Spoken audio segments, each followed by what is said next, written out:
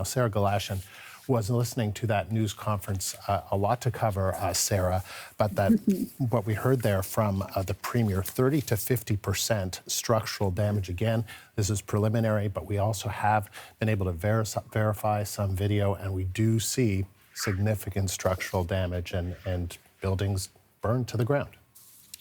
Yeah, Andrew, I mean, it does speak to the video that we're seeing. The video is showing a small section, but it's really complete loss in those videos that we have seen. And the idea that potentially, at least, because at this point the fire is still burning out of control around Jasper, but at least half possibly of Jasper lost to this wildfire. It was an extraordinary show of emotion coming from Premier Danielle Smith as she was fighting back those tears and really, sharing in the grief that we know is being felt by all those thousands of residents and tourists, but primarily those residents who were forced to evacuate on Monday. Some of them still in towns throughout British Columbia, some of them making their way back to evacuation centers in Alberta. But we have heard in the lead up to this calls for them to seek support, and the supports are available. And you could see that there, even the Premier there in an emotional state as she described that loss, a place that is so special to the residents, but also to thousands, hundreds of thousands of people around the world for whom Jasper is a bucket list trip, a place so beautiful that they have or still want to visit because of the spectacular beauty around that area in that mountain town. In terms of the firefight, it is, as I say, still ongoing. There is rain in the northern half of the province, we heard, but also gusty winds. And you talked about the devastating effect that the wind had last night on that fire, forcing those flames, forcing emergency personnel, wildland firefighters to have to evacuate, because as structures became engulfed in flames, it's a totally different kind of firefight, we heard.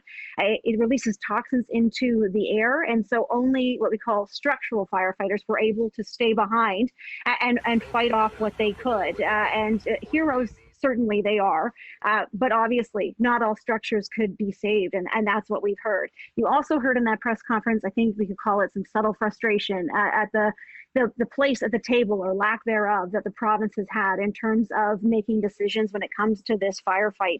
What it is right now is, because it's in a Parks Canada territory here, that it's a unified command between the town of Jasper and Parks Canada, and of course relying on resources coming from the Alberta Wildfire. And we heard about those resources that were deployed. They unfortunately couldn't use the night vision aircraft because of all the smoke in the area, but it was all on hand for them. But Alberta clearly very much wants to have a seat at the table in terms of making these decisions. We know that federal ministers are en route, going to be having discussions with the provincial government. I heard her say as well, she'll be speaking with the Prime Minister at 2:30 p.m. Mountain Time, and she reiterated the fact several times, Danielle Smith did, that they will be calling for a more unified command involving the province, so that all resources and the decisions around utilizing them and deploying them can be made very quickly. It wasn't not positive toward the calls that they have had with Harjit Sajjan, but they do want to be part of that unified command. It's a sort of a unique situation, given that we're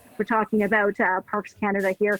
But as you said, we were hearing from Parks Canada in terms of, I suppose, what's to come, what has happened here, and perhaps more of an update as to exactly what has been lost in Jasper. But the pictures we already knew were devastating that we have seen, and now to hear such a high percentage of the town may be lost, that is going to be hitting people certainly throughout Alberta and in many communities in British Columbia where those evacuees still are going to be hitting them very hard.